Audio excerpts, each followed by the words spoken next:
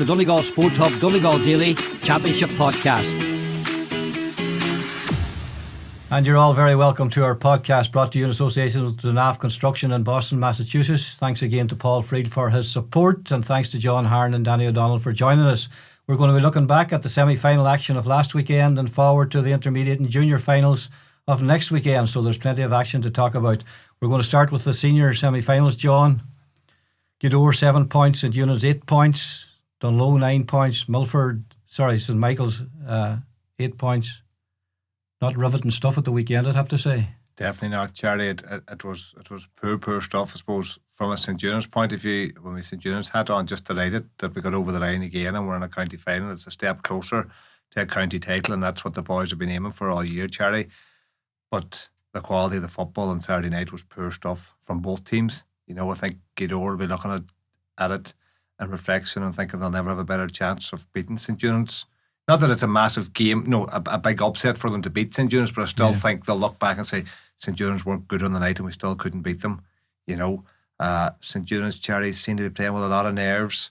You know, started reasonably well, got into a 2-point lead, 5-3, and went 6-3 up in the second half. And you thought, you know, they should kick on. They were, you know, when you have that kind of lead in a tight game, it's a comfortable lead and they should be fit to stretch it out and take them on. But a lot of mistakes, Cherry, a lot of nervousness. I thought boys were afraid to make a mistake, and when that creeps into the team, they get very nervous and, you know, start going backwards and just very, very nervous from St Eunan's, Cherry. But thankfully got over the line.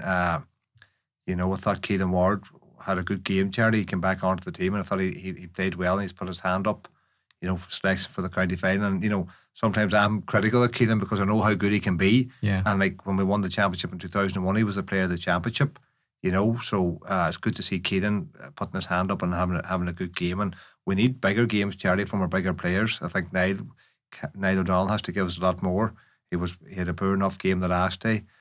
Shane needs to do more. Kieran Moore, we need to get more out of him, you know. Sean Patton was excellent. Made that vital save, Charlie, at a vital time, which, you know, watching it back. Big game changer, that one. Watching it back in the repeat, Charlie, it was a very good chance, and he came out and smothered it and made a great save. So Sean's doing well. So when you have 5 county players, Charlie, you know, you have a lot of quality there, but we need to get a wee bit more out of them. Now, I know the boys will know that themselves, Charlie, so they're a step closer to what they want. They're in a county final, and that's the day to perform, and they'll have to up it. Yeah. What do you make of it, Danny? The St Eunan's Gweedore game. Yeah. To be honest, I didn't think St Eunan's ever looked like losing. I think they played like a team that were comfortable enough that they would get over the line. Was there a hangover from the Donegal victory? Sometimes you can get that. Now, sometimes it can propel you into and play with a bit more freedom, which I thought they would do on Saturday night against Gweedore. I thought they would open up. I thought they would attack a lot more. We didn't see that. Gweedore set up defensively as we thought they would. So I'm wondering, did the Donegal defeat or the Donegal victory, did they find it hard to get back up again 7 days later? It can happen. We don't know. They're not professional footballers, like they're amateur footballers.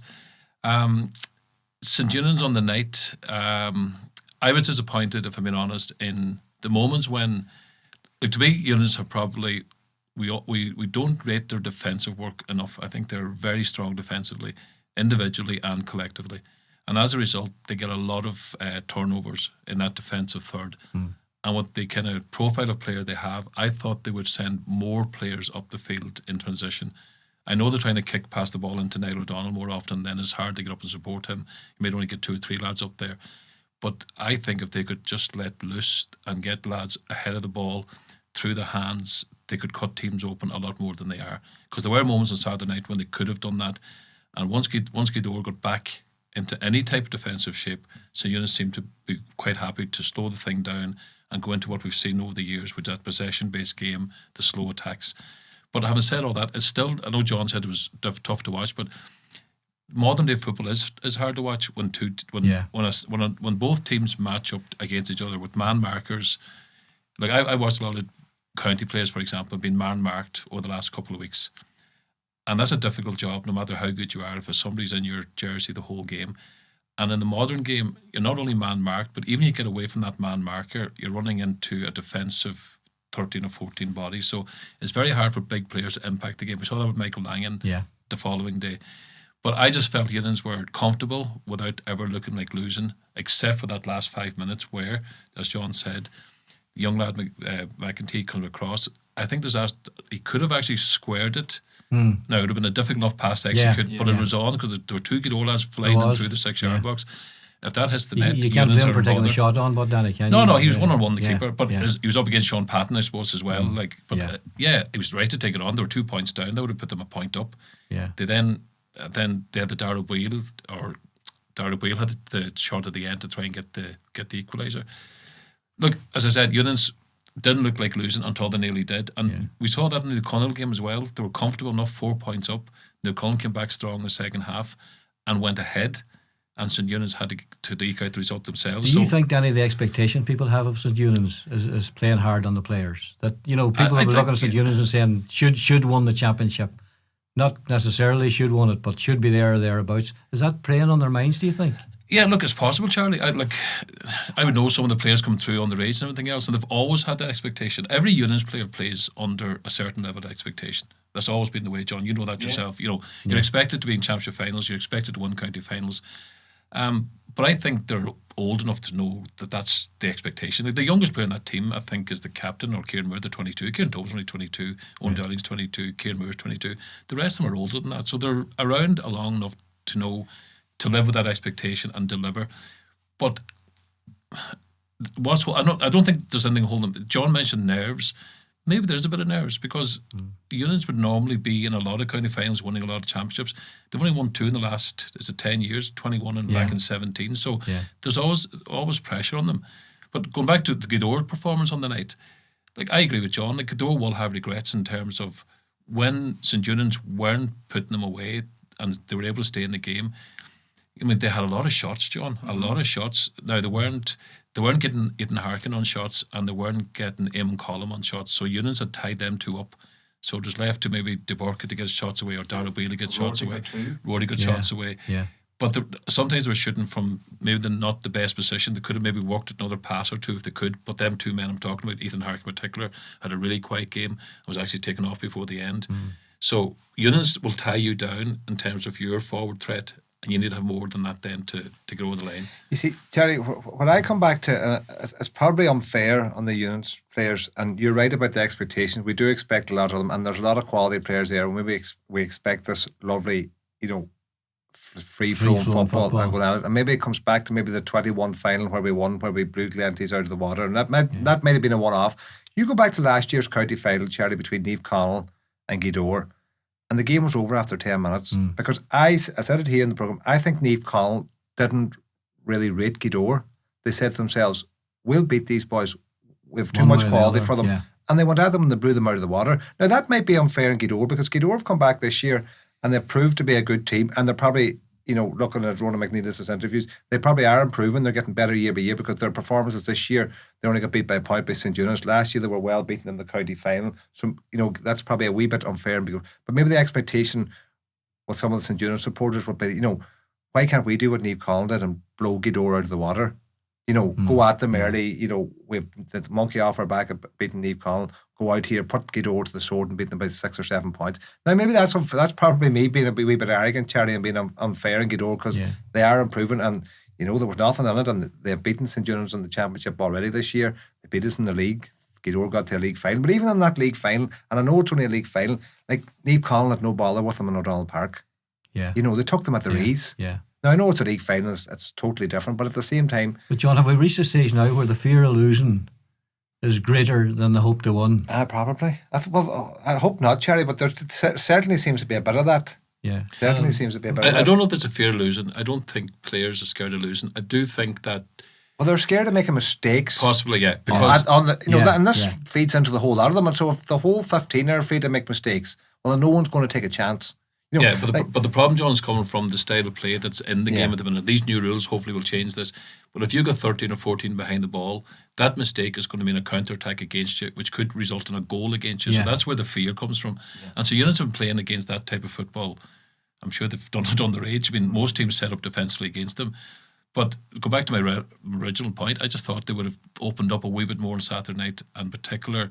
And maybe there's too much being put on county players because they are being man-marked, they are being watched. and maybe we're expecting too much of them. So the county final will be interesting. We'll preview that next week, obviously, Charlie. But I don't expect a massively different approach from St Eunan's. I mean, from a player's point of view and from Barry Meehan's point of view, they will listen to this kind of stuff and say, geez, what more do they want? We're winning games of football in the county final. Well, that's all that counts. That's all that counts at the end of the day. And even I watched them on the final whistle the last night, and you might have seen it yourselves. When the final whistle blew, it was a sigh of relief. Yeah. There was no celebration. There was no sense of, well done, lads. There was almost a sense of, Jesus, we just got over the line. Yeah. Well, as you said earlier, Danny, that had 2 really hard games in 8 days, and that's tough going for amateur players.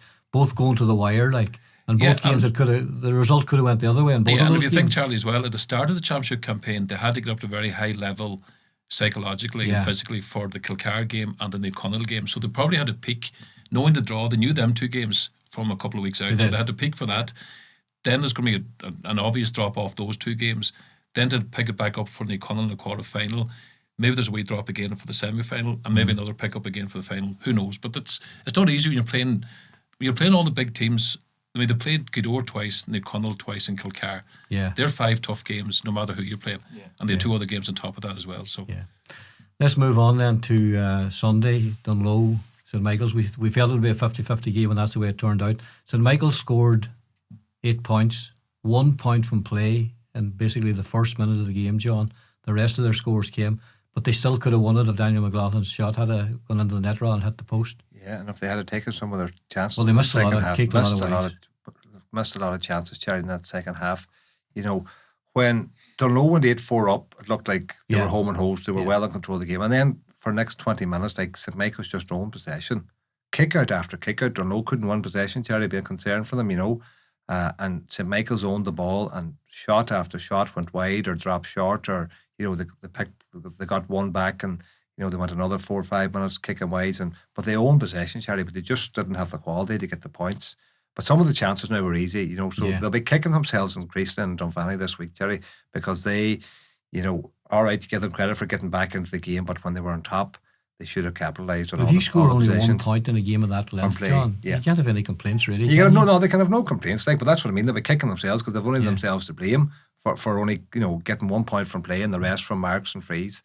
And some of the chances they missed in the second half, suppose going into the match, if they had said they'll keep Dungloe to 9 points, they'll think, geez, we'll win this game, we'll score more than 9 points, but they didn't. And that'll be the regret for them this week, Charlie, bringing Michael Langan back, everyone was chatting about it, but he was man-marked and he didn't have a massive influence on the game, unfortunately. He kicked a good free near the end, but he missed some as well, but there was more than him that just didn't perform. Martin McElhenney, I thought, tried fierce hard, Charlie. He had a couple of them big bursts that he does in the second half.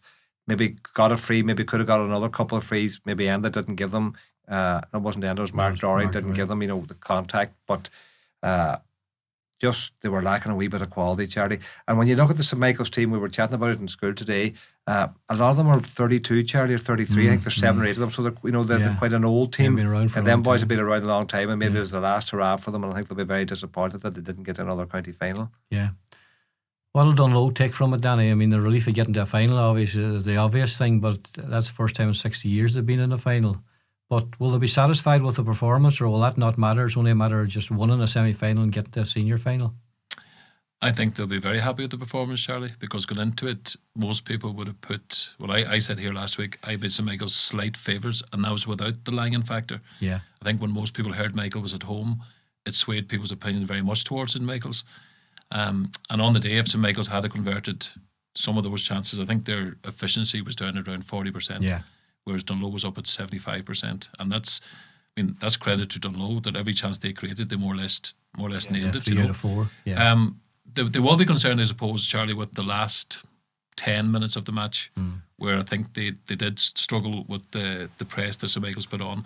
But that St Michael's team are a very strong physical team out around the middle 8. They've got a lot of big men out there, and I think that's when they imposed themselves on Dungloe, but never got ahead, or that goal chance was there.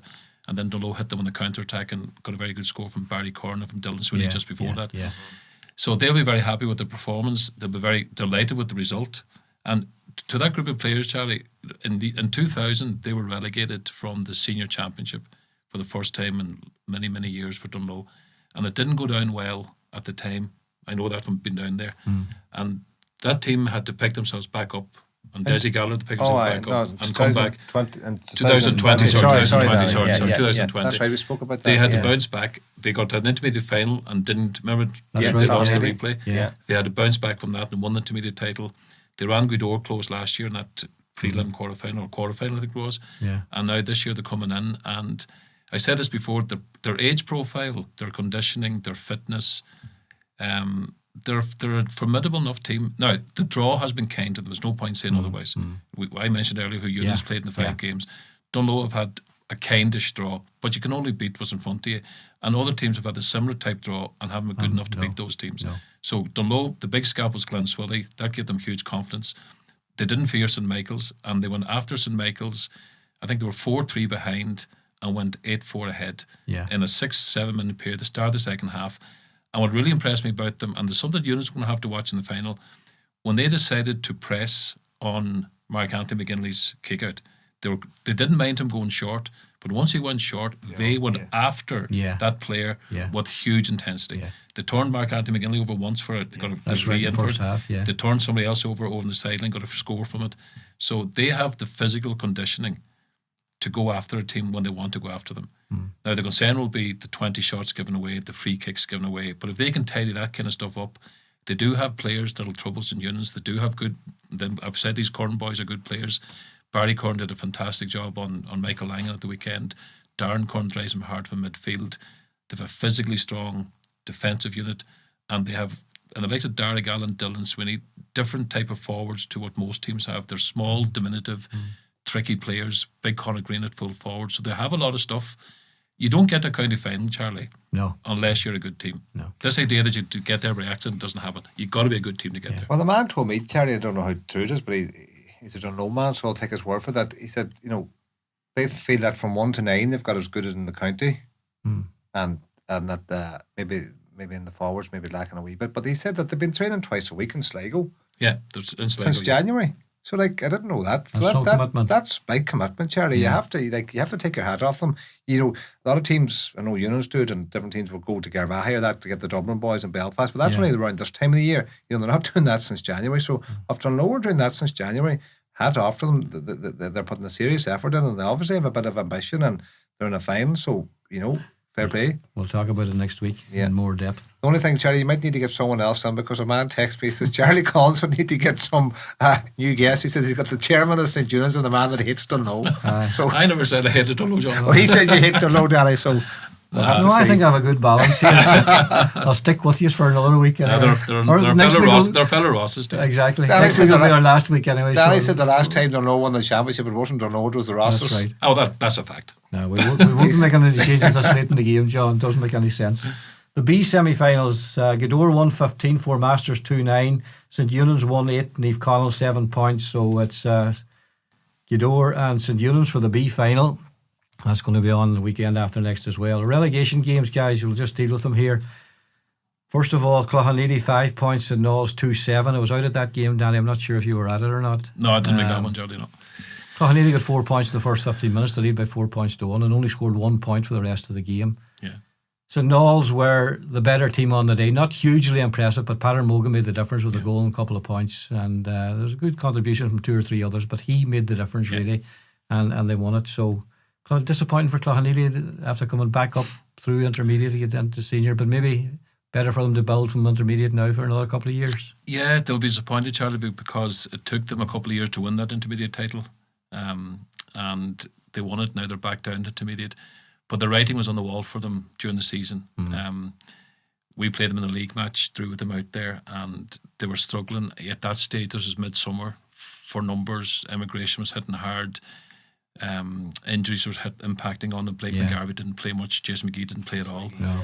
I think they had Darren McGeever was missing for the weekend. So Killian Gollard was away. Young Harley fellow was away. Yeah, a lot of good young players. I mean that just knocks the stuffing out of you, Charlie. And you're trying to compete then at senior championship level. It's really, really difficult. And I was worried for them this weekend because of the manner of the defeat against Irua. You said that last week. It was a substantial defeat, and then I felt Paddy Mogan would be the key difference in a relegation match. The star player should step up in that situation, and according to all reports, he did. And for St. Knowles, Charlie, it's a big result for them because they have 3 county players at the moment, and this year they never really had them. Didn't have them in the league at all, and didn't have Brendan McCall in the championship. So no. they would have gone into intermediate championship and probably would have been maybe too strong for the intermediate championship. It'd be a very strong intermediate team, because I feel they are probably a senior team looking to progress in the senior championship, and they've held on to their status. It's a stark contrast, Jerry, between Dungloe and Cloughanilly from that intermediate final and the replay. A couple of years ago, and it says a lot for Dungloe that they stuck together and that group, knuckled down. I'm not blaming emigration and boys have lives outside football, surely, but it just shows you that the dedication to Dungloe, they knuckled down and kept at it, and football's a big couple of years with Cloughanilly, and they've been at the trap door for the last couple of years. And you're going to fall through it, John, and you're around the trap door. And it's because they are hit with emigration, because they have great underage teams. They always have good underage teams. They were in an under-14 final last week. Now, I know that's why they beat them, but they always put in big efforts underage and always have good teams. But the struggle then is to hold on to them at senior level. Keeping boys at home for work and keeping them playing. Which Cloughanilly bounced back. I mean, they always have in the past, and they always will. And that underage stuff that John's talking about, there are good young players coming through, but it's like anything. If 1 or 2 lads head away, it becomes 4 or 5 and comes 6 and 7, and then it becomes, that could happen to any club. But ironically, as you mentioned Dungloe, it hasn't happened to Dungloe for whatever reason. Whether they have the profile of players where they've totally committed to what they're doing and they're getting rewards for it. So, well done to St Knowles. They'll stay in the senior championship. Intermediate, Danny, Burt 210, Letterkenny Gaels 5 points. We thought the Gaels had improved in the last couple of weeks, John, but that's John didn't think Burt would score enough. That's right. A few boys got I was told to make that point with John. Sure, no. Burt wasn't scoring. Are you happy with 210? Burt hadn't scored that much all year. I think maybe once. So fair, when it came to it, when they had to do it, they did it. So fair play to Burt. But it's a big maybe we do need a change. But on that result, Charlie, there was a convincing win, obviously. Yeah. But I wasn't aware of this until I kind of read this up in one of the papers up in Anjouan today. That was the 6th year in a row that Burt have found themselves in a relegation semi-final or final. They won the intermediate in 16, beat Milford. Yeah. They survived in 17, were relegated then in 18 by Milford. But 19, 20, 21, 6 years in a row they've been in the relegation semi-final. So the great survivors, if you want to call them that, but no more than any other team. If you keep going there, you might fall through the trap door. And Letterkenny Gaels, Charlie, we said it here last week. Big decisions to be made out there in terms of where do they go going forward. They're back now in junior. Yeah, because that progression that we saw from them has gone the other way now. It's gone the other way. And they had a fairly strong team out of the weekend, but you cannot correct the problems you have during the season in a couple of weeks. A game like that. No, you can't. You lose your manager for whatever reason it happens. There's something not right amongst that group of players, and they have to sit down over the winter, decide what they're going to do, get whoever they want that'll take them, I don't know who'll take them, and decide whether they're going to come back strong again or languish at junior football for the next couple of years. Because it only seems like yesterday I was interviewing Dougie Corbett on the pitch in O'Donnell Park with them getting the promotion, and it meant so much to them, John. And I mean, it was a brilliant achievement for them at that particular time to get the intermediate. That's right, and they got promoted in the league as well, so they were going well, Charlie. But I think a lot of that team drifted away for whatever reason, and no more than Cloughanilly. This is the thing that either boys are going to commit to their club and try and get the max out of themselves, Charlie, or they drift away and the whole thing falls apart. And that seems to be what's happened at the Gaels. Boys have just maybe emigrated or moved away, and the heart and soul's fallen out of them. They fell out with the manager, they got rid of him, but it didn't do them much good. They're back in junior now, and it's a big blow, Charlie, because they were a long time trying to win the junior championship and start closing the gap on other teams. Yeah. And now they're back to square one. So work to be done. C semi-finals played in Glenfin, both of them at the weekend. McCool 6 points, Neve Connell 1 goal and 8 points. St Eunan's 2-13, Termon 1-8. So John, St Eunan's and Neve Connell battling again. So you didn't get a game. Didn't get the call, Charlie, even. Were you disappointed? Very shocked. No, fair play the boys. I think Colin Dunn was playing and Rory Kavanagh, so I think they were the two elder statesmen on the plane. So fair play to the boys. They'll be looking to. I think both of them have won reserve championships, so they'll be looking to do the clean sweep now. Get the senior C. Those two boys have been around for a while. They have. They're 43 or 44 now, but I think both did all right. Fair play to them. Good servants. So good luck to Connell and Rory in the final. And a St Eunan's Neve Connell game, always a good air about it, Danny. no matter what level it's at. Oh yeah, and I was at the reserve semi-final between the two of them on Sunday afternoon, and there was a bit of bite in that. Oh, there was. The There two, was. like, let's be, they don't like each other, St Eunice and the Quantal. So, that C final will be tasty enough as well, I would imagine. We might send you along to report back. I know, bother, Charlie. Well, I get in free if I have a press pass. You will, absolutely. Oh, that's good. The ladies' finals, another title for Termon, 7-13 to Maville's 1-8, so a huge victory there for Termon, and hopefully now they'll go on and push on in Ulster this year and do well. The intermediate final, Ardra had a big lead in Dungloe at half time, but Dungloe came back to win by 1-8 to 9 points. Tony Boyle involved with that team.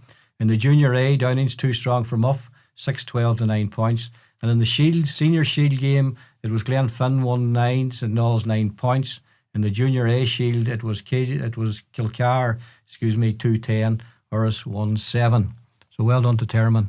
Keep on going, and as I said, hopefully they'll give Ulster a run this year. Right, guys, we're going to look forward now in association with Donegal Construction in Boston at the Junior A and Intermediate finals on this weekend in O'Donnell Park. John, I'll start with you. Come to Danny then. We talked about Carndonagh and Niamh Padraig Muff just briefly last week. An initial game, bit of bite in that one. Carndonagh have been very impressive, big scores. I just have recorded their scores right through, but Niamh Padraig, no slouches either. No, well, the thing I think about Muff this year, Charlie, is, Cairn were disappointing in junior last year. I don't think they even made the quarterfinals, but they've come back, and I suppose Conor Donald been fit and they've got their act together, so they were always going to be one of the main teams in the junior championship, one of the favourites. But I suppose for Muff, Charlie, they got promoted last year to Division 2, which was good for them. Yeah. Didn't get the breakthrough in the Junior A Championship, which they would have been disappointed with. But they held their own, Cherry, in Division 2 this year, which is, to me, says a lot for a good team. Standard in Division good 2. standard, and they held their own. And looking through the notes, Cherry, they seem to be a team that can get goals. Yeah. They've got plenty of goals this year. So they've been impressive in the Junior Championship too, Cherry. I think they're unbeaten, and they've got an eye for goals. They lost to Niamh Vulton very early on. Interestingly, they beat them then in the semi-final. And I think maybe Keelan McColgan might have been playing in some of them early games, and he's back now. Obviously, a county man, as we spoke about, Peter Mogan. A county man at this level can have a big influence in the game. Now, I know Cairn are going to have Conor O'Donnell, but Muff are going well, Charlie, and that standard of playing in Division 2 and holding their own and not getting relegated and coming into the Junior Championship, I think they would have their eye on it from day one, and that'll be their aim at the start of the year is to win this Junior Championship. And they'll be going in now on Saturday as are they favourites? I wonder with the bookies what way. I think Carndonagh are going to be favourites. Well, I think it's 50-50. Yeah, 50-50. So Carndonagh impressive, Danny. Big scores now. I know a lot of the teams they played, with due respect to them, were the weak teams in Junior A, but they scored a lot. Yeah, they scored heavy, Charlie. And the two tests they got were Niamh Breach in the last group game, and then Convoy in the semi-final, and won those convincingly as well. Yeah. Look, Charlie, the one thing about Carndonagh, they always produce, and I've said this before, they've always produced good footballers, right? And they've got plenty of good footballers in this current setup. We all know about Conor O'Donnell. We've mentioned Ryan Kelly before. There's a young lad there called Cian Doherty, good player. Danny Monegal, good player. Anthony Bushman, a good player. So Carndonagh will... My only fear for Carndonagh, and I know them from being up in school the last 20 odd years, is will they be tough enough to take on this Muff team? Muff have got a year of Division 2 football under their belts. In their Division 2 results, they've had wins against Fanad, they've had wins against Ardra, they won against Cloughaneely, they've had draws against Buncrana, they drew against Four Masters, and they drew against Milford. They're not insignificant results. No, they're not. He's done his research again. No, I'm in the same division. That's why I know. Yes. You know what I mean? And we played them down in Muff, and we beat them down there. But they were a tough nut to crack. Yeah. So what they have a young team, very athletic team. I think that they will want to bring a game that gets them physically stuck into this Carndonagh team, where they could turn them over and have the power runners from deep. You like Keelan McColgan. I don't think Keelan McColgan will mark Conor O'Donnell. I think they'll want Keelan doing his own thing. Yeah, I think they'll free him up. I think they'll believe that they have somebody else within the group that can man mark Conor O'Donnell. Big ask. He has a job in his hands. He'll have his job in his hands. Yeah. Yeah. Now, if they need to, they'll go to Keelan McColgan. If you know what I mean in terms of that man marking. Yeah. But I just feel with Kevin Lynch at full forward, they have Johnny Toy there. There were a couple of lads who were in the under-20 squad early in the season and left because they weren't getting game time and stuff. I just think the Division 2 experience, the way they play, they are a tough, hard running team, and I think they've been on this journey now for a couple of years in terms of the fitness and everything else. Carndonna had what was I consider an off year or down year last year in the final 2 years ago. Yeah. They'll go back on the horse this year big time. I think maybe this time next year, Carndonna might be the team to beat in the junior championship. But I have a feeling, and I know I'm working up there and I'll be careful what I say, but I have a feeling that this Muff team are just further on their journey to win a junior championship. They've lost 2 finals in the past. They've never won the junior championship. Carndonna have lost 1 final and won 3, losing 2 years ago. So I'd be edging towards Muff, but I think it is going to be a really close game. But I think Division 2 experience and the tougher championship matches could stand to them. Yeah, I was going to make that point to you, John. The tougher championship matches will stand you on a final day, won't they? Absolutely, because you've tested, you've been road tested. You've had them difficult games during the year.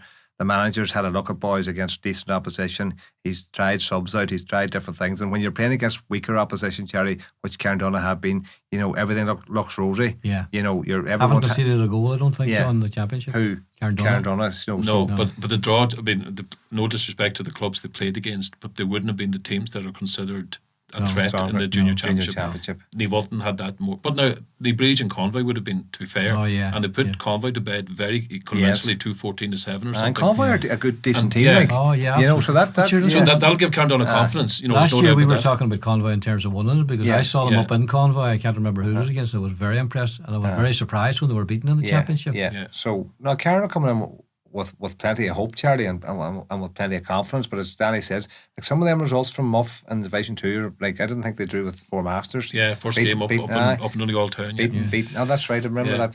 And beating teams like Ardran. That's a fair achievement now for Muff in Division 2. So you think that quality of opposition that they played against during the year, they've been road tested, they've played harder teams, they played at a higher standard. You would just think that should stand for them, Charlie, in a county junior final against Carndonna, who have been in Division 3 and have played that weaker side of the draw. But listen, Danny, is there much history between the two of them, Danny, in terms of clashing in big games? And there's a lot of history underage.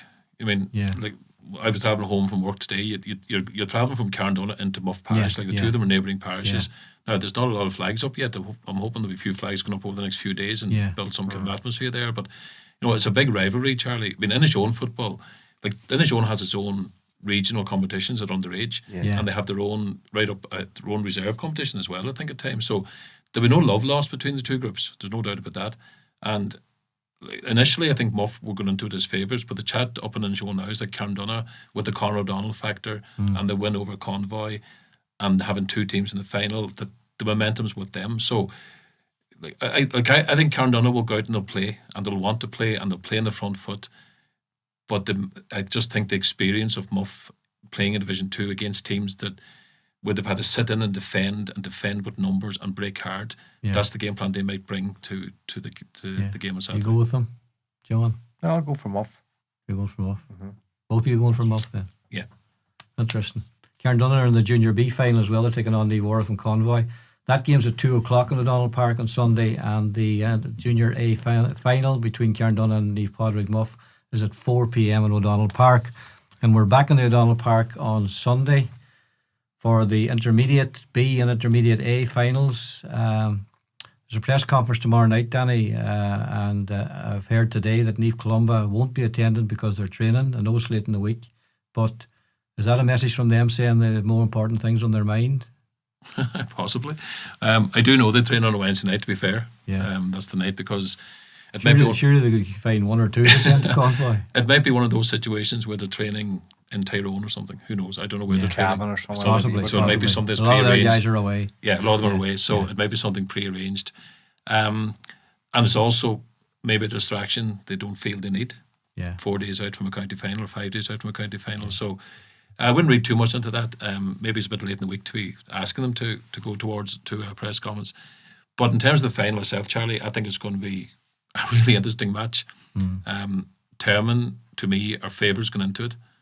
But they'll find this new Columba team a tough nut to crack. I've seen them a couple of times. The thing for Termon, for me, if we look at their games, and I would have studied them, obviously, because we played them in the semi-final. Yes. They hit 4-14 the first day against New Columba in the championship. That's right. And they hit us for 2-15, 1-7 in the last 10 minutes. Yeah. If you take away that, they've averaged about 1-8, 1-9. Well, I just did the same, Yeah. Danny. If you look at after they leave Columbia, they went down to Malin. They won by 111-12, which is a good result down there. Yeah. 2-point victory. They then went to Burt went to them, and Termon won 168 points, 1 point victory over Burt, who were in that relegation playoff. They went up to Red Hughes and won 6-5, and then they beat Red Hughes 1-8-1-4 in the quarter final. And then, as you say, 2-15-1-8 against yourselves, but it was level with 10 minutes to go in that game. So since those first two games, they've done enough to win games, but just enough. Yeah, and it's no more than the St. Eunan's conversation earlier. It's about winning. Whether you won by 1 or 1 by 10, they won't care. But there's a trend there that they aren't scoring heavy if you set up defensively against them. And they are very reliant, whether they like it or not, they're very reliant on Darragh McDade and Enda McCormick. Now, they're lucky they have two men that can step up at different times. Yeah. But the day is going to come when them two men are going to be kept quiet, right? Now, Darragh McDade could still hit his 3 or 4 points, but the first day against Glen, he hit 4-1. Yeah. And I think Enda hit 10 points. Yeah. That's serious scoring, Charlie. Yeah, if they score that, absolutely. I mean, if New Columbia let them score that at the weekend, the And he game's got the over. 2 goals against you guys. And he got 2-5 against us. Yeah. You know, so if New Columbia can keep them too quiet, will Termon have enough? Bobby McGetting will chip in with a score or two. Jamie Grant will probably start this game, could chip in with a score or two.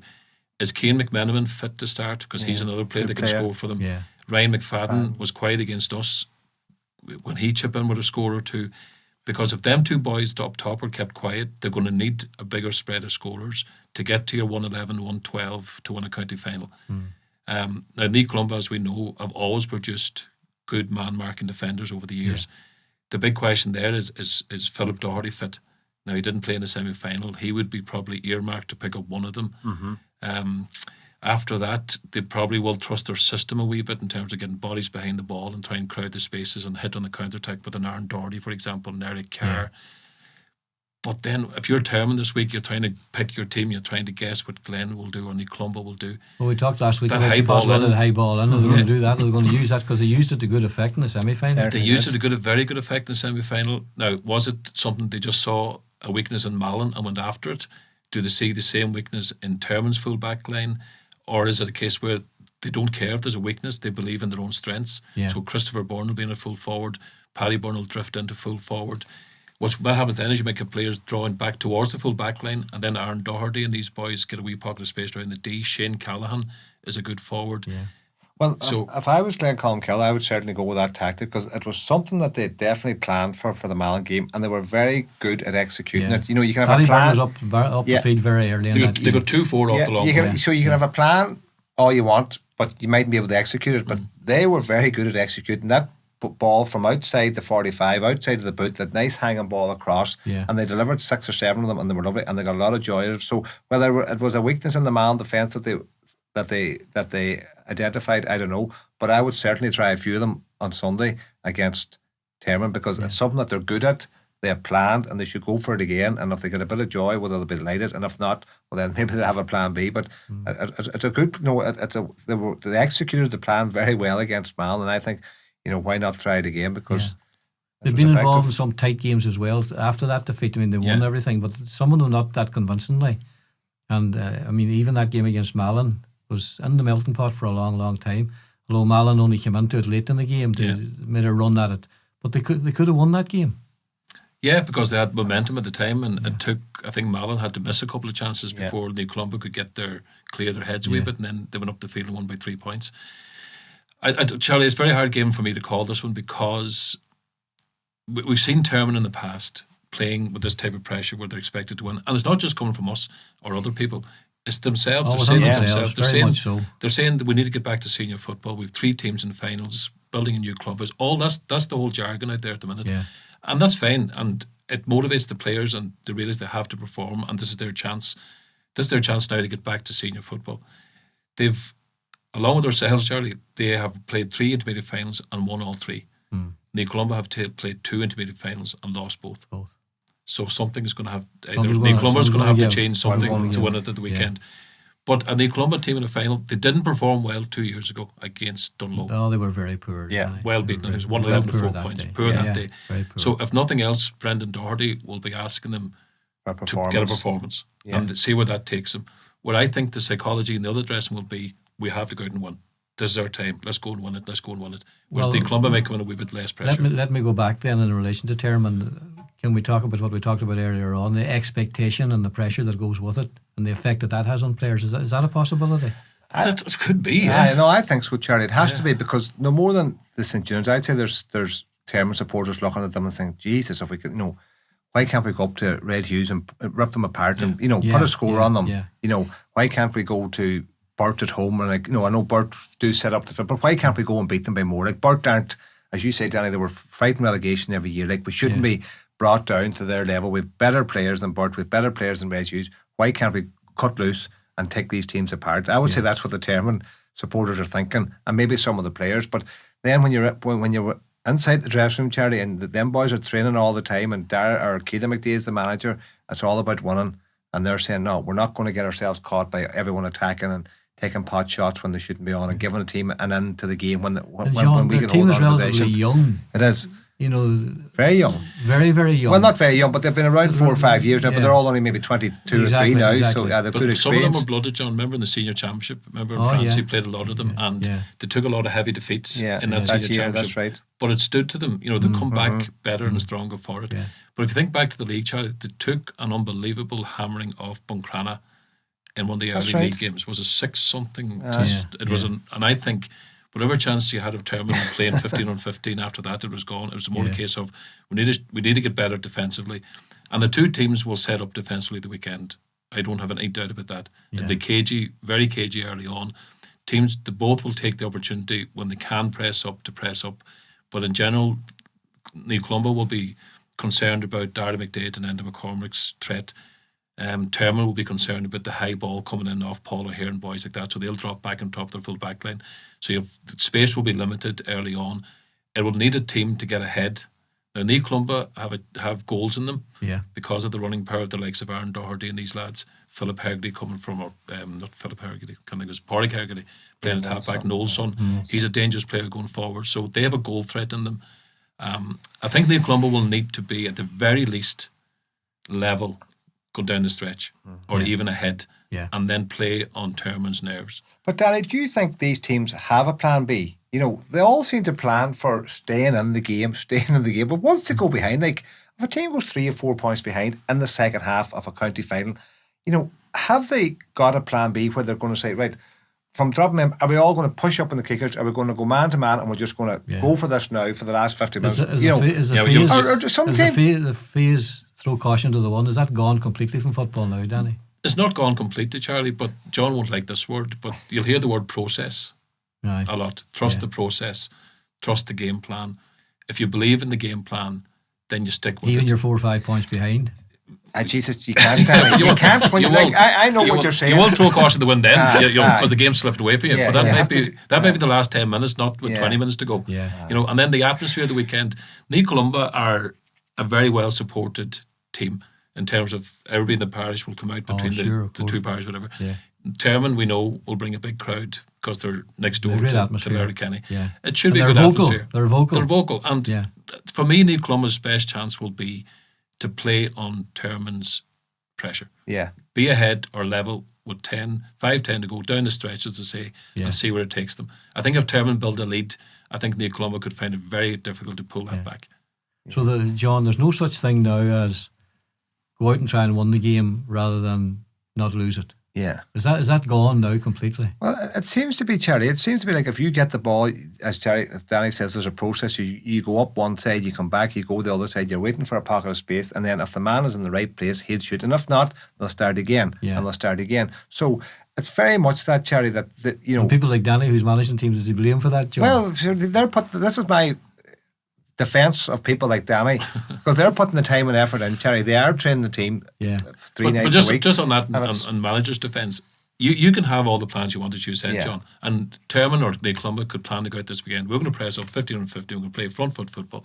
But if the other teams sit 14 behind the ball, I know. absolutely. you have no Yeah, choice no but to mirror choice. it. And that's what's happened to Eunice as well. You're brought into a game that you might not want to play. Yeah. You might have this big plan about we're going to attack. But it's very hard to attack and run into 14 men and turn the ball over, and then you're defending back. So you try to break it down over a 60-minute period. So the sooner these rules are changed, Danny, and there's stipulations that you have to keep so many people up the pitch and you can't go back, blah, blah, blah. It'll definitely change the game. It'll help the game. It'll definitely change the game. It'll help it. And probably as a spectacle, it'll help it. But it depends what you want to watch in a game of football. So a lot of, most people at the game this Sunday will be either from Termon or from New Columbus, so they're not going to care about the standard as long as their team win.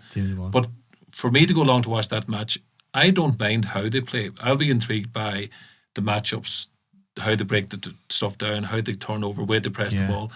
Somebody who's not into that will go, this is not my cup of tea. Be more old-fashioned. Why don't they drive it on, or take a shot? Exactly. But if they drive it on 4 or 5 times and lose it, you'll be shouting, stop, you drive it. Well, that's it. So I know that, but us old romantics think sometimes that they should. But no, you're right. Sure, I played long enough and you've seen it, and you don't want to give the ball away. And why did you do that? And why hold on to it? So, but it's gone very extreme now. With there's very little off the cuff stuff done at all.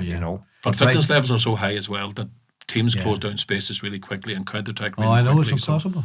Anyway, listen, we'll have to call it, boys. Danny, you Termon, Columba. I think it's Termon's time to win the Intermediate Championship, and I think if they don't win it now, it'll be a massive kick for them. New Columba will put it up to them in a big, big way, but I'd be edging towards Termon. John? I think Termon, Charlie, it has to be, no more than what Danny said, it'll be a massive blow to them if they don't do it this time. They've been knocking on the door now 3 or 4 years at intermediate. Probably thought, maybe they were too good for intermediate, but they've discovered that it's a battle to get out of it. Yeah, and there's no more dangerous team on any given day than Leave Columba. We've seen that in the past. Yeah, and especially as underdogs with nothing to lose. And as you say, Cherry, the last time they were in the final, they didn't perform. So if they come at least this year and perform and give themselves a chance, I think that's all they can ask for. And on the day, it could be good enough. I wouldn't write Nave Columba off. And they had the experience of playing in the final. Yeah, you know what I mean. I think Termon's last final was 2012. Yeah, Nave Columba are bound to have a wee bit of hurt, Cherry. They got promoted to Division 1, which was a big thing for them, but they got relegated out of Division 1. And now they're they're still in the Intermediate Championship this last few years, so it's a big thing for them to try and get back. The one thing they have as well is probably a big tradition in terms of being a senior club. Oh yeah, all the county finals back in the 90s, they won a senior championship back then.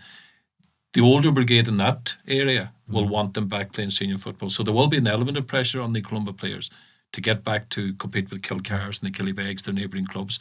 And the only way you can get back there is by winning the Intermediate Championship. So they'll not want for hunger. What is Termon for you? Termon, Terry, they've enough quality now. Now's the time to deliver, and if they don't, well then they could be the new chokers. Well, we'll talk about that next week in our last podcast when we look forward to the senior finals as well.